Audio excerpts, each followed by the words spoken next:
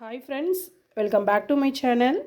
இன்றைக்கி நம்ம சேனலில் என்ன ரெசிபி பார்க்க போகிறோன்னா, கொங்கு நாட்டு ஸ்பெஷல் ரொம்பவே சூப்பரான ஈஸியாக அரிசி பருப்பு சாதம் எப்படி குக்கர்லேயே குயிக்காக செய்கிறதுன்னு பார்க்கலாம். வாங்க வீடியோக்குள்ளே போகலாம். அரிசி பருப்பு சாதத்துக்கு தேவையானது சின்ன வெங்காயம் நல்லா ஒரு கைப்பிடி அளவுக்கு கட் பண்ணி எடுத்துக்கோங்க. கொஞ்சம் போல் வெள்ளைப்பூடு, ஒரு பெரிய சைஸ் தக்காளி எடுத்திருக்கேன், 2 பச்சை மிளகாய். ½ அன் ஹவருக்கு முன்னாடியே ஒரு டம்ளர் அரிசியும் 1/4 டம்ளர் பருப்பு வந்து நம்ம ஊற வச்சு எடுத்துக்கலாம். குக்கரில் தாங்க செய்ய போகிறோம். தேவையான அளவுக்கு ஆயில் ஆட் பண்ணிக்கோங்க. இது கூடவே 1 டேபிள் ஸ்பூன் போல் நெய் ஆட் பண்ணிக்கலாம்.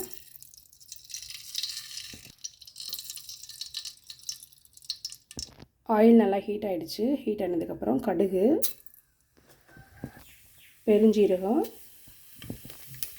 ஜீரகம் இதெல்லாம் நல்லா பொரிஞ்சு வந்ததுக்கப்புறம் நம்ம கட் பண்ணி வச்சுருந்த சின்ன வெங்காயத்தை வந்து ஆட் பண்ணிக்கலாம்.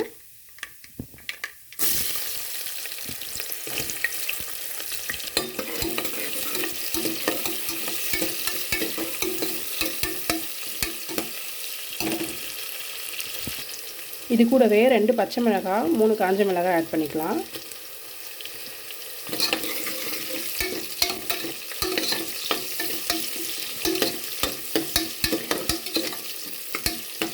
இது கூட கொஞ்சம் போல் கருவேப்பிலை ஆட் பண்ணிக்கலாம்.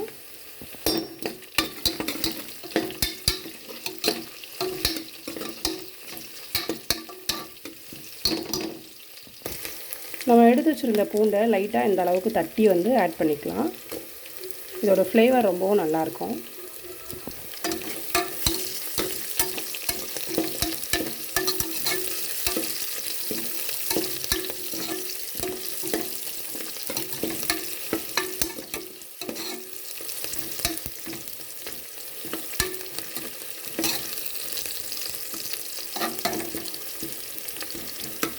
வெங்காயம் நல்லாவே வதங்கிடுச்சுங்க. இந்த ஸ்டேஜில் வந்து தக்காளி ஆட் பண்ணிக்கலாம்.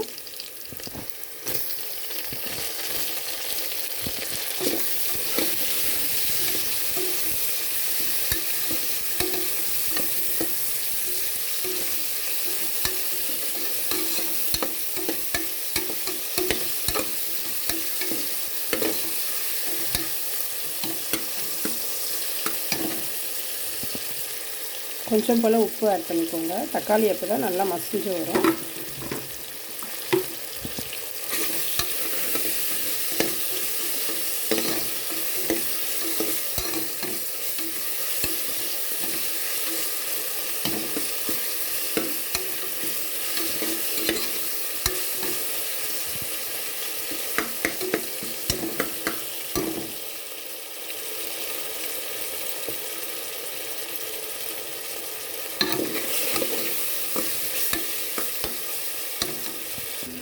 தக்காளி நல்லா குழைய மசிஞ்சிருச்சு.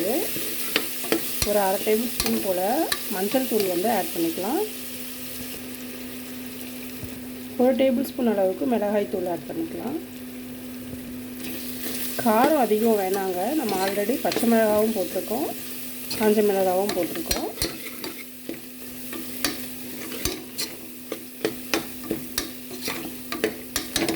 நம்ம ஊற வச்சுருக்கிற அரிசி பருப்பை நல்லா வாஷ் பண்ணிட்டு இதில் ஆட் பண்ணிக்கலாம்.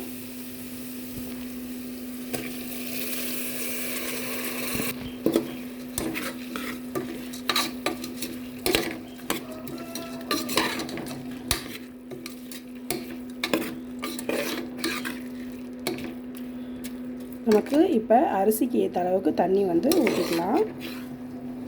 நான் 1 டம்ளர் அரிசி 1/4 டம்ளர் அளவுக்கு பருப்பு எடுத்திருக்கேன்.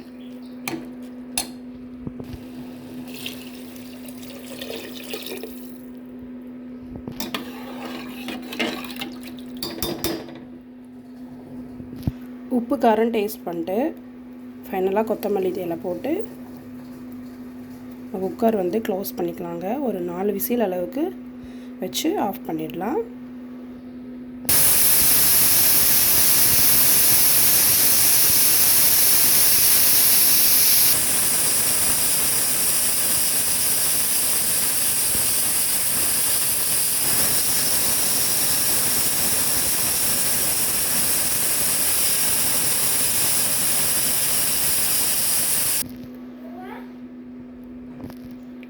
அவ்வளோதாங்க, ரொம்பவே சூப்பராக அரிசி பருப்பு சாதம் வந்து நமக்கு ரெடி ஆகிடுச்சு. ஆஃபீஸ்க்கும் சரிங்க, ஸ்கூலுக்கும் லஞ்ச் பாக்ஸ்க்கு ரொம்பவே ஏற்ற சூப்பரான ஒரு டிஷ். கொங்கு நாட்டு ஸ்பெஷல். ரொம்பவும் சூப்பராக இருக்கும் டேஸ்ட்டு. கண்டிப்பாக நீங்களும் ட்ரை பண்ணி பாருங்கள். இந்த ரெசிபி உங்களுக்கு பிடிச்சிருந்துச்சுன்னா லைக் அண்ட் ஷேர் பண்ணுங்கள். மறந்துடாமல் என் சேனல் வந்து சப்ஸ்கிரைப் பண்ணுங்கள். ப்ளீஸ் சப்போர்ட் பண்ணுங்கள்.